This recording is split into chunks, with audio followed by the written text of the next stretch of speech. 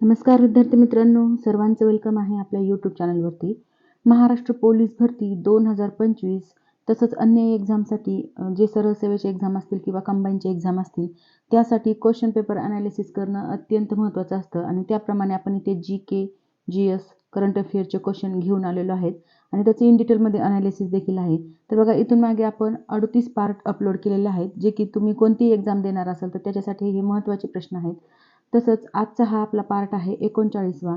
तर बघा, याच्यामध्ये पहिला प्रश्न आहे, गुरु शिखर खालीलपैकी कोणत्या पर्वतरांगेचे सर्वोच्च शिखर आहे? तर ह्याचं करेक्ट आन्सर आहे अरवली पर्वतरांग, जी सेकंड ऑप्शन आहे आपलं करेक्ट. तर बघा, अरवली पर्वतरांगेमध्ये हे गुरु शिखर सर्वात उंच शिखर असून ही अरवली पर्वतरांग कुठं आहे तर ती आहे राजस्थानमध्ये. राजस्थान राज्यामध्ये ही अरवली पर्वतरांग आहे आणि माउंट अबूजवळ ही पर्वतरांग आहे. तसंच उंची सुमारे किती आहे याची? 1722 मीटर एवढी उंच ही पर्वतरांग आहे. तसंच अरवली ही भारतातली सर्वात प्राचीन रांग देखील आहे. गुरु शिखराची उंची आहे, गुरु शिखर जे पर्वत आहे तर त्याची उंची आहे 1722 मीटर. तर बघा, पुढचा प्रश्न आहे, खालीलपैकी वातावरणाचा सर्वात खालचा स्तर कोणता? तर हा तर खूपदा क्वेश्चन येऊन गेलेला आहे. तर बघा, वातावरणाचे जे थर आहेत आपले, तर त्याच्यामध्ये अशा प्रकारे हे जे थर आहे तर ते खालचा सर्वात आहे तपांबर. त्यालाच आपण ट्रोपोस्फिअर असं देखील म्हणतो. इंग्लिशमधून पण कधी कधी विचारतात, म्हणून नाव दोन्ही लक्षात असू द्या, ट्रोपोस्फिअर.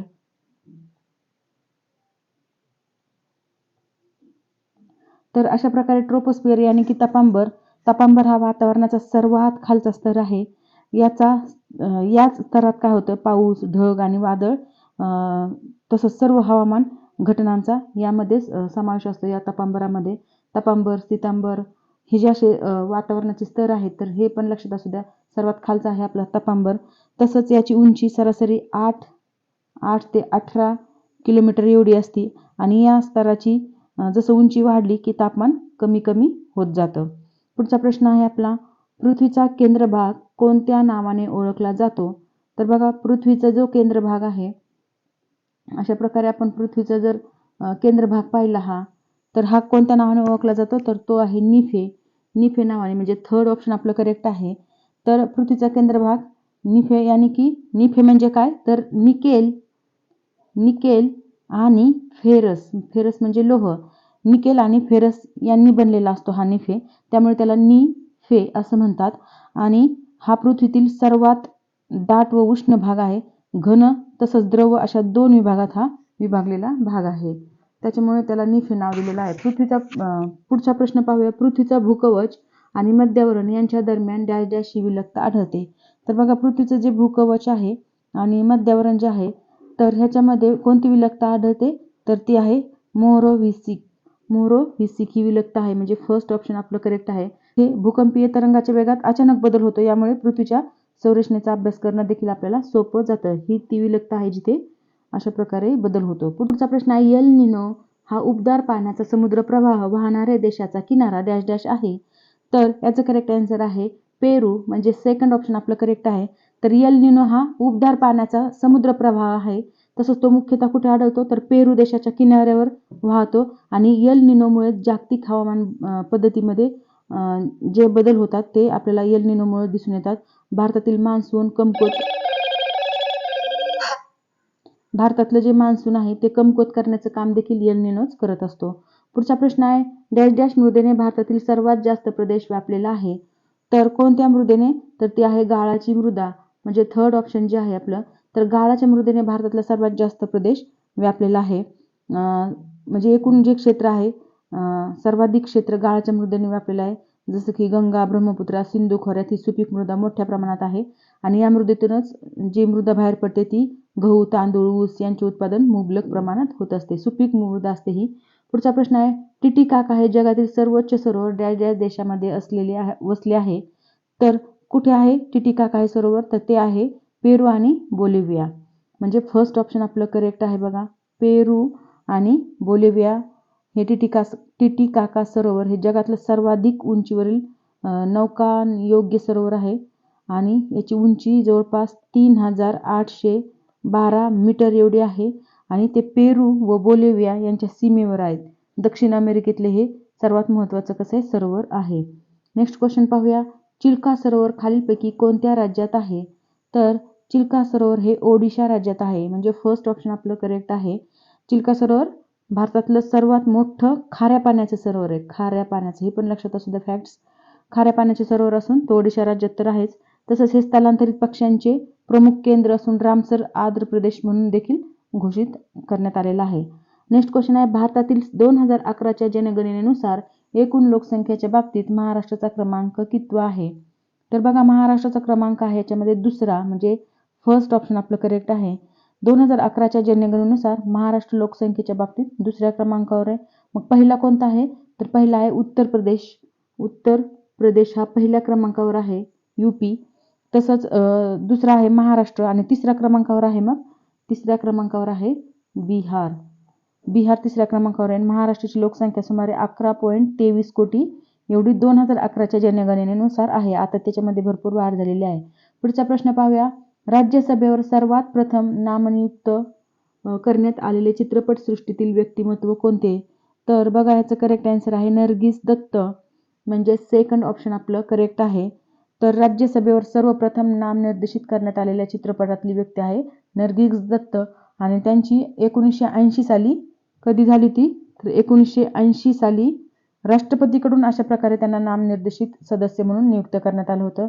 तसंच त्या राज्यसभेतल्या पहिल्या महिला अभिनेत्री देखील ठरलेल्या आहेत. तर बघा, पुढचा प्रश्न आहे. लोकसभेवर व राज्यसभेवर महाराष्ट्रातून अनुक्रमे किती प्रतिनिधी निवडले जातात? तर याचं करेक्ट आन्सर आहे सेकंड ऑप्शन 48 व 19. कारण महाराष्ट्रातून लोकसभेसाठी 48 सदस्य निवडले जातात, तर राज्यसभेसाठी 19 सदस्य निवडले जातात. राज्यसभा सदस्यांची निवड राज्य विधानसभेतील सदस्याद्वारे होते, तर लोकसभा सदस्यांची निवड थेट जनतेमार्फत होत असते. पुढचा प्रश्न पाहूया. जनहित याचिका राज्यघटनेच्या पुढील कलमानुसार दाखल करता येते? तर बघा, जनहित याचिका राज्यघटनेच्या 32 आणि 226 कलमानुसार दाखल करण्यात येते. म्हणजेच थर्ड ऑप्शन आपलं करेक्ट आहे. तर बघा, पहिल्या ऑप्शनमध्ये 32 पण आहे, इकडं 226 आहे, पण दोन्ही ऑप्शन असणारा पर्याय आहे 3 नंबरचा, 32 आणि 226. बघा, जनहित याचिका म्हणजेच त्याला आपण PIL असं म्हणतो. PIL म्हणजे सर्वोच्च न्यायालयात कलम 32 अंतर्गत आणि उच्च न्यायालयात 226 अंतर्गत, सुप्रीम कोर्टात 32 अंतर्गत आणि हायकोर्टात 226 अंतर्गत आपण अशा प्रकारे PIL दाखल करतो. आणि सामाजिक अन्याय, पर्यावरण संरक्षण, मूलभूत अधिकारांचे उल्लंघन अशा प्रकरणात PIL दाखल केली जाते. पुढचा प्रश्न पाहूया. लोकपाल ही संकल्पना सर्वप्रथम स्वीकारणारा देश पुढीलपैकी कोणता? तर बघा, लोकपाल ही संकल्पना स्वीकारणारा देश आहे स्वीडन. म्हणजे फोर्थ ऑप्शन आपलं करेक्ट आहे. तर बघा, स्वीडनमध्ये लोकपाल किंवा ओम्बड्समन त्याला म्हणतात. ओम्बड्समन नाव लिहून दाखवते तुम्हाला. त्याचा उच्चार जर काही वेगळा असेल तर तुम्ही मला सांगू शकता. ओम्बड्समन अशा प्रकारे हे स आहे इथे. तर अशा प्रकारे हा जो शब्द आहे लोकपाल किंवा ओम्बड्समन, ही लोकांच्या तक्रारींची चौकशी करणारी संकल्पना सर्वप्रथम कोणी स्वीकारली होती? तर स्वीकारली होती स्वीडनने. आणि या देशाने कधी स्वीकारली होती? तर 1809 मध्ये. बघा, किती वर्षापूर्वीचा कालखंड हा. 1809 मध्ये स्वीकारली. नंतर जगातील अनेक देशांनी ही पद्धती अवलंबली होती. आपल्याला कमीत कमी बघा किती वर्ष लागले. तर पुढचा प्रश्न पाहूया. शिवसेना या राजकीय पक्षाची स्थापना केव्हा झाली? तर शिवसेना या राजकीय पक्षाची स्थापना झालेली 19 जून 1966. चर्चेत आहे हा पक्ष म्हणून 19 जून 1966 लक्षात असू द्या. राजकीय पक्षाची स्थापना झालेली तेव्हा. आणि कोणी केली होती? तर बाळासाहेब ठाकरे यांनी केली होती. महाराष्ट्रातली मराठी माणूस, रोजगार आणि स्थानिक प्रश्नासाठी हा पक्ष निर्माण करण्यात आला होता. पुढचा प्रश्न पाहूया. इलेक्ट्रॉनिक वोटिंग मशीन व बॅलेटवर वरीलपैकी कोणीही नाही म्हणजेच नोटा या बटनाची सुरुवात कोणत्या वर्षी करण्यात आली? तर वरीलपैकी कोणीही नाही म्हणजेच काय? None of the above. आणि इलेक्ट्रॉनिक वोटिंग मशीन म्हणजेच EVM आणि बॅलेट पेपरवर नोटा म्हणजे नन ऑफ द अबव पर्यायाची सुरुवात कधीपासून झाली? तर ती झाली 2013 पासून. आणि सर्वोच्च न्यायालयाने 2013च्या निकालात मतदानकर्त्यांना नकाराधिकार वापरण्याचा निर्णय घेण्यात आलेला आहे. सुप्रीम कोर्टाने अशा प्रकारे निर्णय दिलेला आहे की तुम्ही नकाराधिकार वापरू शकता. म्हणजे तुम्हाला जेवढे उभा राहिलेले जेवढे सदस्य उभा राहिलेले आहेत हे, तर यांच्यापैकी जर तुम्हाला एकालाही निवडून द्यायचं नसेल तर तुम्ही नोटा अशा प्रकारे तुम्ही तिथे यूज करू शकता. म्हणजेच आपल्याला नाकारण्याचा अधिकार देखील आहे. पुढचा प्रश्न पाहूया. लोकप्रिय मराठी दैनिक सकाळचे संस्थापक कोण होते? तर याचं करेक्ट आन्सर आहे डॉक्टर नानासाहेब परुळेकर. म्हणजेच फर्स्ट ऑप्शन आपलं करेक्ट आहे, नानासाहेब परुळेकर. आणि लोकप्रिय असं हे मराठी दैनिक आहे सकाळ, आणि याचे संस्थापक डॉक्टर नानासाहेब परुळेकर होते. आणि त्यांनी 1932 मध्ये या वृत्तपत्राची सुरुवात केली होती. सकाळची सुरुवात कधी झाली होती? तर 1932 मध्ये याची सुरुवात झाली होती. तसंच हे महाराष्ट्रातलं सर्वाधिक वाचलं जाणारं वृत्तपत्र देखील आहे. घरोघरी तुम्हाला सकाळ हे वृत्तपत्र दिसून येतं बघा, आणि छान पण आहे. डॅश डॅश यांनी वुमेन्स स्वदेशी लीगची 1928 मध्ये स्थापना केली. तर बघा, वुमेन्स स्वदेशी लीगची कोणी स्थापना केलेली? तर ती केलेली एस अंबुजमाल. एस अंबुजमाल म्हणजेच फोर्थ ऑप्शन आपलं करेक्ट आहे. तर यांनी 1928 मध्ये ही तर दिलेलं आहे, 1928 मध्ये अशा प्रकारे वुमेन्स स्वदेशी लीगची स्थापना केलेली. आणि त्याचा उद्देश काय होता? तर महिलांना स्वदेशी चळवळीत सहभागी करून घेणे, तसंच राष्ट्रीय चळवळीला बळकटी देणे हा त्याचा उद्देश होता, म्हणून त्यांनी स्थापना केली होती. नेक्स्ट क्वेश्चन पाहूया. जगन्नाथ शंकर शेठ यांच्या कार्याबद्दल ब्रिटिश सरकारने त्यांना खालीलपैकी कोणती पदवी देऊन सन्मानित केले होते? तर याचं करेक्ट आन्सर आहे first option justice of the peace आणि राव बहादूर. बघा, याचे दोन्ही पण ऑप्शन असायला पाहिजे होते. तर हे दोन्ही पण सन्मान त्यांना दिलेले आहेत, कारण जस्टिस ऑफ द पीस हा सन्मान पण त्यांना मिळालेला आहे, तसेच राव बहादूर हा किताबही त्यांना मिळालेला आहे. तसंच जगन्नाथ शंकर शेठ म्हणजेच नानाभाऊ यांच्या मुंबईतल्या सामाजिक कार्याबद्दल ब्रिटिश सरकारने त्यांना राव बहादूर ही पदवी देऊन सन्मानित केलं होतं. आणि मुंबईतील शिक्षण, रुग्णालय व शहर विकासासाठी त्यांनी मोठे योगदान देखील दिलं होतं, म्हणून त्यांना अशा प्रकारे दोन्ही पदवी त्यांना देण्यात आलेल्या आहेत. पुढचा प्रश्न पाहूया. छत्रपती राजर्षी शाहू महाराजांनी 1917 साली डॅश डॅश 1917 साली येथे अखिल भारतीय बहिष्कृत समाज परिषद भरवली होती. तर अखिल भारतीय बहिष्कृत समाज परिषद त्यांनी कोल्हापूर संस्थानात भरवली होती, म्हणजे थर्ड ऑप्शन आपलं करेक्ट आहे. छत्रपती राजर्षी शाहू महाराजांनी 1917 मध्ये कोल्हापूर येथे अखिल भारतीय बहिष्कृत परिषद भरवली, आणि अस्पृश्यता निर्मूलन, तसंच शिक्षण, आरक्षण आणि सामाजिक न्यायासाठी ते देशातले अग्रगणी नेते होते. आणि या परिषदेला देशभरातील बहिष्कृत समाजातील नेते उपस्थित देखील होते. खूप मोठी परिषद त्यांनी घेतली होती, आणि ते एक समाज सुधारक होते. समाजासाठी खूप काही सुधारणा त्यांनी घडून आणल्या होत्या. पुढचा प्रश्न पाहूया. 1920 मध्ये माणगाव येथे अस्पृश्यांची परिषद कोणी भरवली? तर माणगाव येथे अस्पृश्यांची परिषद भरवली छत्रपती शाहू महाराज यांनी, म्हणजे थर्ड ऑप्शन आपला करेक्ट आहे. कधी भरली होती? तर ती पण लक्षात असू द्या. 1920 मध्ये माणगाव येथे अस्पृश्यांसाठी परिषद भरवली होती छत्रपती शाहू महाराजांनी, आणि त्यांनी अस्पृश्यता तसंच जातीभेद निर्मूलनासाठी अनेक चळवळी देखील केल्या होत्या. आणि या परिषदेला कोण हजर होतं असं देखील प्रश्न विचारला जाऊ शकतो. तर या परिषदेला डॉक्टर बाबासाहेब आंबेडकर हे उपस्थित होते. अस्पृश्यांची परिषद म्हणले की आपल्याला डॉक्टर बाबासाहेब आंबेडकर वाटतं, परंतु यांनी नव्हती भरवली, तर ती छत्रपती शाहू महाराजांनी भरवली होती. आणि ह्या परिषदेला हजर होते डॉक्टर बाबासाहेब आंबेडकर. पुढचा प्रश्न पाहूया. कोणाला म्हणतात महाराष्ट्राचे आद्य समाज सुधारक? तर बघा, कोणाला म्हणतात महाराष्ट्राचे आद्य समाज सुधारक? तर ते म्हणतात महात्मा ज्योतिबा फुले, म्हणजे सेकंड ऑप्शन आपलं करेक्ट आहे. महाराष्ट्राचे आद्य समाज सुधारक म्हणून ओळखले जाते. तसंच ज्योतिराव फुले यांनी भरपूर सुधारणा देखील केलेल्या आहे. स्त्री शिक्षणासाठी त्यांनी स्वतःहून सुरुवात केली. तसेच त्यांनी सत्यशोधक समाजाची स्थापना देखील केली. आणि छुआछूत व जातीभेद विरुद्ध त्यांनी, छुआछूत म्हणजे काय? तर पहिलं कसं म्हणजे अस्पृश्यता भयानक होती. कोणाला हात लावायचा नाही, टच करू द्यायचं नाही. जे मागास समाज आहे त्यांना टच पण करू द्यायचं नाही, पाणी पिऊ द्यायचं नाही सार्वजनिक ठिकाणी. अशा प्रकारे छुआछूत अशा प्रकारे होतं. जातीभेदाविरुद्ध त्यांनी भरपूर लढा देखील दिला, आणि भारतातील पहिली मुलींची शाळा देखील त्यांनीच सुरू केलेली आहे. पुढचा प्रश्न पाहूया. 1935च्या कायद्याचे मुख्य वैशिष्ट्य खालीलपैकी कोणते नाही? तर 1935चा जो कायदा होऊन गेला त्याचं मुख्य वैशिष्ट्य कोणतं नव्हतं? तर त्याचं करेक्ट आन्सर आहे घटना निर्मितीसाठी समिती, म्हणजे हे त्याचं मुख्य वैशिष्ट्य नव्हतं. 3 नंबरचं उत्तर आपलं करेक्ट आहे. घटना निर्मितीसाठी समिती ही 1935च्या कायद्याचं वैशिष्ट्य नाही. तर मग 1935च्या भारत शासनाची कायद्याची वैशिष्ट्य कोणती होती? तर बघा, त्याची वैशिष्ट्य होती प्रांतीय स्वायत्तता, तसंच फेडरल कोर्टाची निर्मिती, नंतर द्विगृही म्हणजे 2 सभागृहाचे कायदेमंडळ स्थापन करणे, इथं दिलेले ते पण. नंतर अजून काय होतं? तर इंडिया काउन्सिल रद्द करणे हे देखील होतं.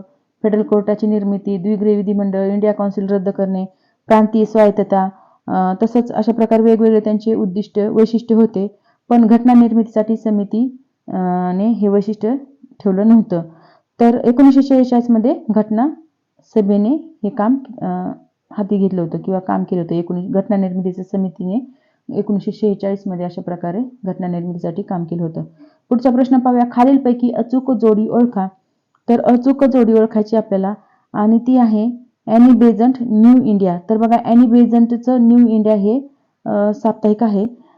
तर इतर जोड्या ज्या आहेत त्या चुकीच्या आहेत, कारण S.N. बॅनर्जी यांचं काय बंगाली आहे. S.N. बॅनर्जीचं काय आहे बंगाली. आणि दादाभाई नौरोजी यांचं रास्त गुप्तार आहे. तर महात्मा गांधी यांनी इंडियन ओपिनियन हे सुरू केलेलं आहे. महात्मा गांधी यांनी इंडियन ओपिनियन हे सुरू केलेलं आहे. हे कुठे सुरू केलं होतं तर दक्षिण आफ्रिकेमध्ये सुरू केलेलं होतं. तर बघा मित्रांनो, अशा प्रकारे किती म्हणजे क्वेश्चनची आपण इथे फोड केलेली आहे. तोडफोड करून आपण एकदम इन डिटेलमध्ये अनालिसिस घेतलेलं आहे, जे की तुम्हाला कुठेही भेटणार नाही यूट्यूबवर. अशा प्रकारचं अनालिसिस आपल्या चॅनलवर तुम्हाला भेटत आहे. तुम्ही व्हिडिओ पाहताना शेवटपर्यंत पाहत चला. आणि जर तुम्हाला याची PDF हवी असेल तर याची लिंक डिस्क्रिप्शन बॉक्समध्ये दिलेली आहे टेलिग्रामची. ती तुम्ही जॉईन करा, जेणेकरून तुम्हाला त्याची PDF पण भेटेल आणि वेगवेगळी इन्फॉर्मेशन पण तिथे भेटेल. तर बघा, पुढचा प्रश्न आहे. न्यू इंडिया वर्तमानपत्र खालीलपैकी दिलेल्या कुठल्या देशामध्ये सुरू केले? तर न्यू इंडिया हे वृत्तपत्र आहे इंग्लंडमध्ये सुरू केलं होतं. म्हणजे फर्स्ट ऑप्शन आपलं करेक्ट आहे. न्यू इंडिया हे वर्तमानपत्र ॲनी बेझंट यांनी सुरू केलं होतं. कुणी? ॲनी बेझंट यांनी. आणि इंग्लंडमध्ये सुरू केलं होतं व नंतर भारतातही प्रकाशित होऊ लागलं ते. त्यांनी होम रूल चळवळीच्या प्रसारासाठी हे वृत्तपत्र मोठ्या प्रमाणात वापरलं होतं. बघा मित्रांनो, अशा प्रकारे इथं आपण 25 क्वेश्चन घेतलेले आहेत जनरल नॉलेजचे किंवा आपण हिस्ट्रीचे आहेत, त्याच्यामध्ये भरपूर जिओग्राफीचे पण आहेत. तर किती छान क्वेश्चन आपण इथे घेतलेले आहेत, त्याचं इन डिटेलमध्ये अनालिसिस पण दिलेलं आहे. तर व्हिडिओ आवडत असेल तर नक्की लाईक, शेअर आणि सबस्क्राईब करा. तसंच बेल आयकॉनवर प्रेस करा, जेणेकरून तुम्हाला नवीन नवीन व्हिडिओची अपडेट पण भेटत राहील. आणि जास्तीत जास्त लाईक देत चला. व्हिडिओ कसा वाटला ते नक्की कमेंट बॉक्समध्ये कळवा. Thank you very much.